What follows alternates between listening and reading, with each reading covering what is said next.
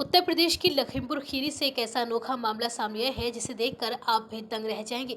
यहाँ पर एक बुजुर्ग की मृत्यु होने पर एक बंदर उसका शोक मनाने के लिए पहुंचा और उसकी आंख से आंसू निकलते रहे। शोक में डूबे परिवार के बीच वह इस तरह आकर बैठा जैसे कि कोई उनके परिवार का ही सदस्य हो। उसके बाद वह कभी जमीन पर तो कभी महिलाओं के बीच जाकर उनकी गोद में सिर रखकर रोता रहा। बेजुबान के इस प्रकार क्रियाकलाप से हर कोई हैरत में पड़ गया। दरअसल ये पूरा मामला बिजुआ क्षेत्र के गोंधैया गांव का है।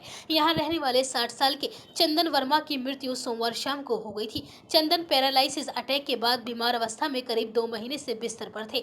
मंगलवार सुबह सभी लोग शोक संवेदना प्रकट करने के लिए शव के चारों ओर एकत्रित थे। तभी कहीं से एक बंदर आकर उनके शव के पास बैठ गया और उसकी आंखों से आंसू निकलने लगे। बंदर कभी जमीन में रोते हुए लेट जाता तो कभी महिलाओं की गोद में पसर जाता और फिर वह कभी शव के निकट जाकर बैठ जाता।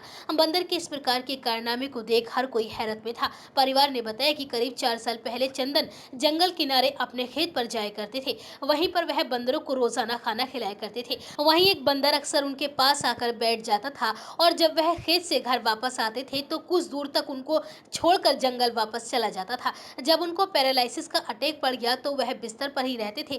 खेत को ठेके पर दे दिया था। मंगलवार को सुबह जब सभी लोग शोक में डूबे थे तो बंदर करीब 1 घंटे तक यहाँ रुका और रोता रहा। उसके बाद वापस अपने जंगल चला गया। स्थानीय लोगों का कहना है कि व्यक्ति दूसरे व्यक्ति को भूल जाता है, लेकिन 4 साल में न मिलने पर भी बंदर को अंत समय में पता नहीं कैसे पता चल गया। यहाँ तक वह मृतक को ढूंढते हुए आ गया। बंदर के द्वारा इस प्रकार शोक में शामिल होना अब क्षेत्र में चर्चा का विषय बना हुआ है।